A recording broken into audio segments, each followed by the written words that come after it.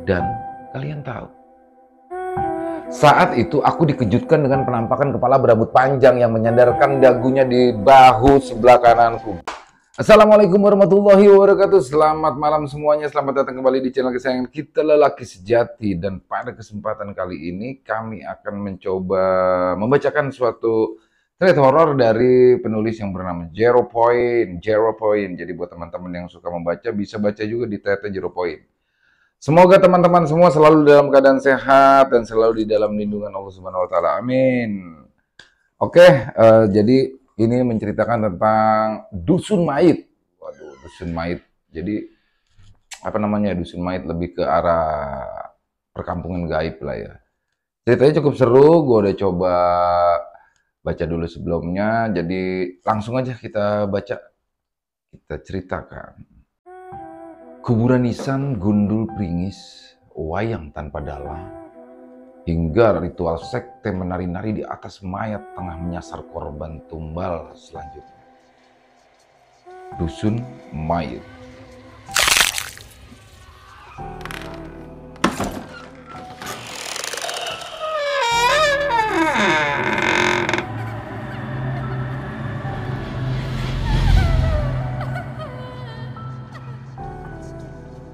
Panggil saja aku Aryo. Desember 2012, pendakian yang semula menyulam tawa, kini mendadak suram setelah tubuh Nita melemah, menunjukkan tanda-tanda hipotermia. Sehabis jatuh terjun bebas ke Telaga Biru yang suhu airnya setara dengan es batu pada lembari pendingin beku. Pijakan dahan yang dilapisi lumut membuat Nita terpleset dan tak mampu menahan keseimbangan tubuhnya sendiri.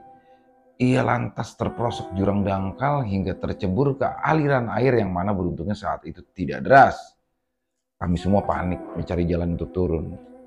Raka pun sengaja meluncurkan dirinya sendiri di atas tanah licin menembus jalan pintas. Gila!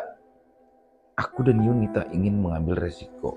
Kami menyusuri jalan setapak, membabat semak-semak secepat mungkin menyusul Raka yang sudah lebih dulu tiba di tepi telaga. Nita! Teriak Raka. Ketika tiba di tepian, aku pun cemas saat melihat aliran tenaga benar-benar tenang. Tidak ada gelembung udara atau tanda-tanda keberadaan Nita sejauh mata memandang. Apakah Nita tenggelam? Pikirku saat itu. Rasanya tidak mungkin secepat ini. Di antara kami dialah yang paling pandai berenang. Bahkan ketika snorkeling dulu, daya tahan nafas Nita lah yang paling kuat. Kami semua panik, mengelilingi tepian telaga, sembari meneriaki nama Nita berulang-ulang. Dan pada pukul 18.00, matahari sudah tak nampak lagi di langit yang mulai menggelap. Siji, loro, telu. Sing podo teko lali dalan moleh. Mereka yang datang lupa jalan pulang. Samar-samar terdengar suara Nita. Ketika ditelusuri sumber suara tersebut, kami pun menemukan Nita tengah duduk menggigil di pinggir dermaga kayu pendek dengan tatapan kosong sambil terus meracaukan kalimat yang sama. Nita, kamu gak apa-apa Nit? Sekujur tubuhnya basah kuyup saat itu. Namun Nita terus menatap lurus ke depan seraya tak mempedulikan keberadaan kami. Siji, loro, telu, sing podo teko lali dalan moleh. Dia terus mengulangi kalimat yang sama. Badan Nita gemetar, menggigil, bibirnya membiru. Deru napasnya mulai pelan dan pendek-pendek. Hipotermia. Nita kayaknya kena hipo deh, dia mulai halu, terang Raka, kemudian dia sigap mengambil sebuah mantel dari dalam tasnya untuk membungkus badan Nita yang sudah tampak melepas kala itu. Dia bahkan tak lagi bisa menopang tubuhnya sendiri. Lalu Raka pun menggendong Nita di punggungnya. Kami sepakat untuk tak melanjutkan sampai puncak dan segera bertolak turun sebelum langit semakin gelap. Siji, loro, telu. Sing podo teko lali dalan moleh. Terus berulang-ulang kata-kata itu. Sesaat sebelum meninggalkan telaga, aku mendengar lagi kalimat tersebut. Namun kali ini bukan dari Nita, melainkan dari suara berbisik kuat yang entah dari mana datangnya saat itu. Suara itu seperti menggema samar-samar dari berbagai penjuru, namun cukup jelas ketika tertangkap telinga. Aku pun bergidik merinding. Perasaanku tak enak, seharusnya di situ kusadari bahwa kami sedang terancam.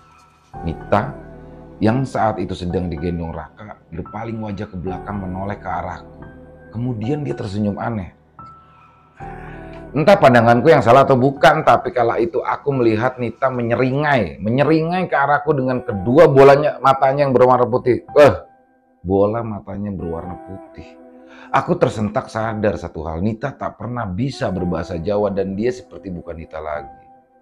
Dan saat itu kami tidak menyadari bahwa kami sedang menuruni jalur pendakian bersama sosok lain yang menguasai tubuh Nita. Kami pun menyusuri jalan yang sama saat kami mendaki. Sesekali aku memperhatikan Nita. Aku melihat jelas dia menyeringai tajam dalam mata yang terpejam.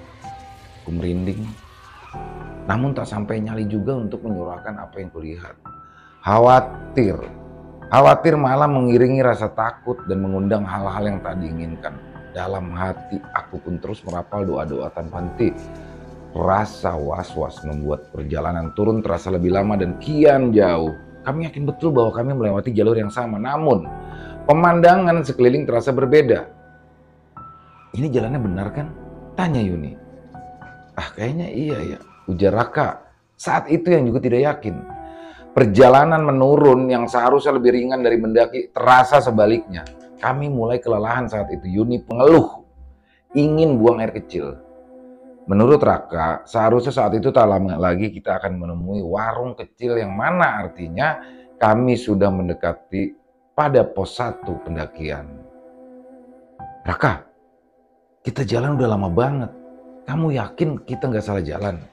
Yuni memastikan. Lah, emangnya kamu lihat jalan lain selain jalan yang kita lewati ini? Tegas Raka. Memanglah sedari tadi dari telaga, tidak ada pernah jalan persimpangan atau arah lain. Selain jalan setapak tepi jurang dengan pemandangan pepohonan rimbun berakar menjalar di sekeliling yang kami jejaki. Namun, aku juga sepakat dengan Yuni. Aku merasa jalan yang kami lewati ini berbeda dengan jalur mendaki tadi. Mungkin karena langit mulai gelap, jadi jalannya terasa beda, ujar Raka. Saat itu aku mendengar banyak suara-suara aneh dari berbagai arah. Seperti suara orang yang terkekeh tertawa menertawakan kami secara sembunyi-sembunyi. Ekor mataku menangkap ada bayangan hitam yang mengikuti kami dari sisi samping, kiri, dan kanan. Sepertinya mereka melesat di antara pohon-pohon. Yuni pun beberapa kali kaget karena mendengar seperti seseorang memanggil namanya. Semula dia mengira aku iseng, namun dia mulai termenung ketika mendengar suara itu memanggil lagi manakala aku berada tepat di sampingnya. Kamu dengar gak? Dengar apa? Ada yang manggil aku. Mau nuduh aku lagi? Enggak, maaf. Terus siapa dong? Yuni mulai ketakutan tak karuan, dia menjadi paranoid. Aku dipaksa untuk berjalan beriringan ataupun tepat di belakangnya. Jalan semakin gelap dan tidak ada cahaya bulan yang mampu menembus lebatnya daun-daun rapat. Tak lama, samar-samar kami mendengar suara keramaian. Kala itu senangnya bukan main. Aku pikir kita akan tiba pada salah satu pos dan terbayang di kepalaku di sana ada warung untuk rehat sejenak. Sekedar menghangatkan tubuh dengan secangkir susu hangat. Dan paling penting untuk memeriksa lagi kondisi Nita di saat cuaca sudah semakin dingin menusuk tulang. Kami mendekati sumber suara. Pohon-pohon lebat di sisi kiri dan kanan berganti menjadi sabana dengan rumput-rumput dan semak ilalang yang menjulang tinggi. Rupanya bukan pos pendakian atau warung biasa yang kami temui, melainkan hiruk-pikuk pasar yang ramai dengan tenda-tenda dagang. Lapak-lapak kain mengalas tanah serta lengkap dengan geliat transaksi jual beli. Pasar di tengah gunung gini. Pasar malam. Aku tak pernah dengar ada pasar di gunung ini. Kami pun terus melangkah melewati pohon bambu yang berjejer rimbun. Di sana nampak seorang pria kurus bertelanjang dada tengah duduk di bawah batang bambu yang merunduk. Pria itu amat kurus, nampak rongga-rongga tulang rusuk yang melipat kulit badannya. Heran, di saat udara sebegitu dingin menusuk kulit, bisa-bisanya ada pria kurus duduk bebas tanpa sehelai benang pun menutupi tubuhnya. Langkah kami sempat terhenti, manakala pria misterius tersebut menatap kami sinis. "Mulih!" teriaknya.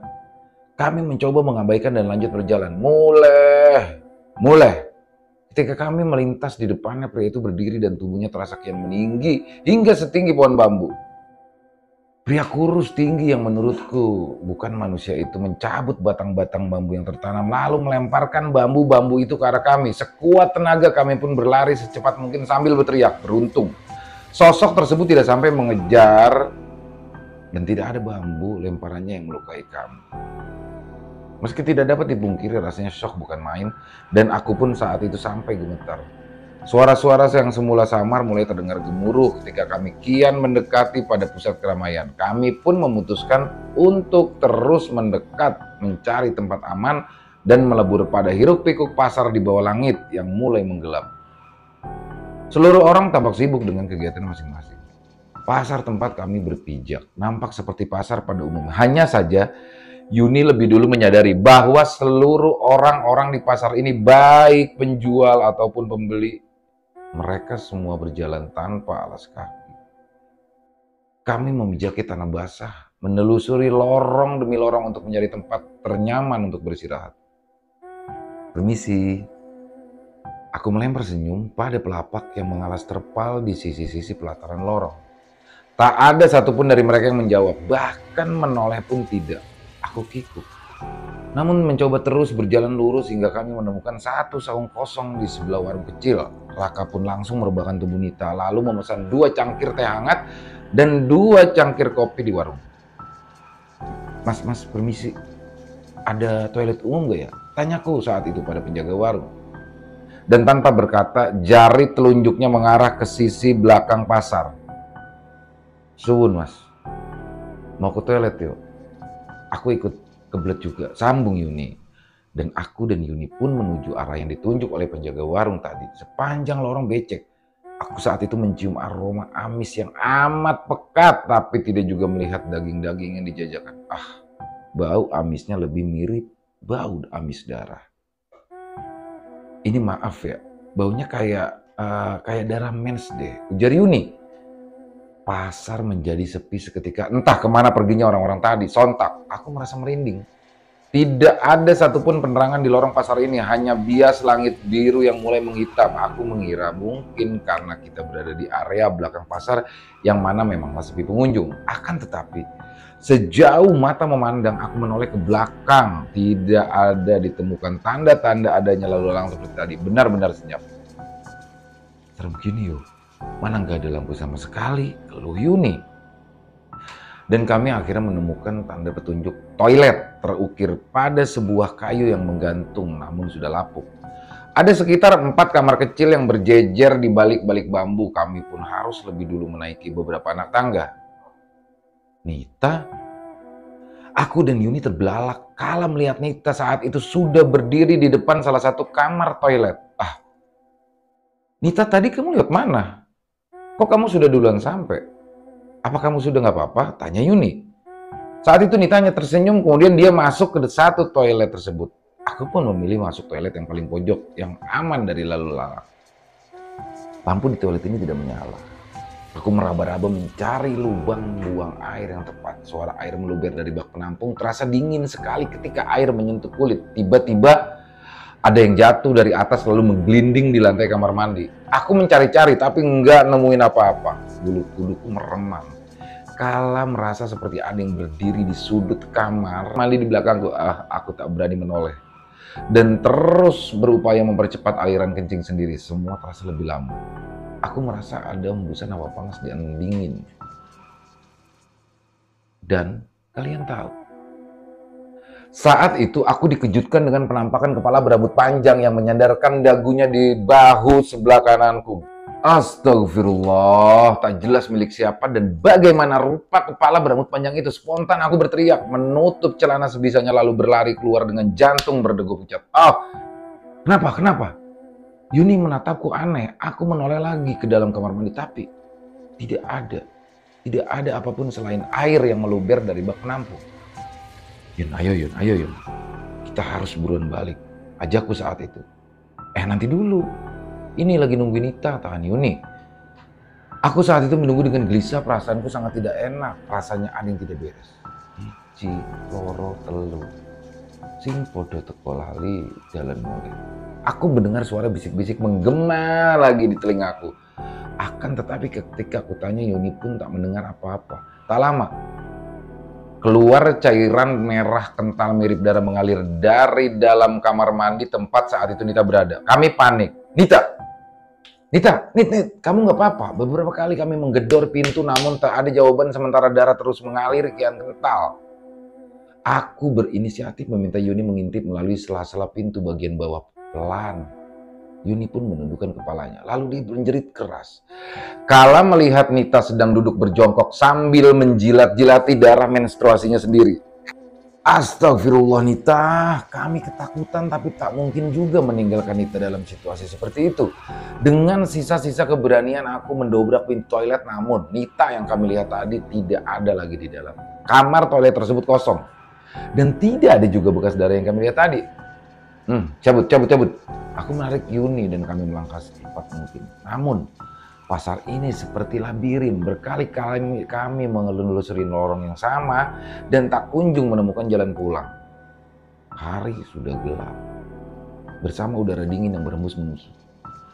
Raka, Nita, kami berteriak berharap ada yang mendengar dan datang memberi petunjuk. Namun, pasar ini benar-benar sepi. Kami terjebak dalam lorong-lorong becek berbau amis. Siji loro telu sing podo teko lali dalan moleh. Suara itu terus terdengar lagi membisik. Yuni menangis histeris ketakutan. Di situ harusnya aku sadar bahwa kami telah berada di tempat yang berbeda. Ya teman-teman, itu dia. Jadi tadi baru Dusun Mait part 1. Jadi kalau memang ramai kita lanjut part 2. Kalau ramai pasti selalu lanjut part 2.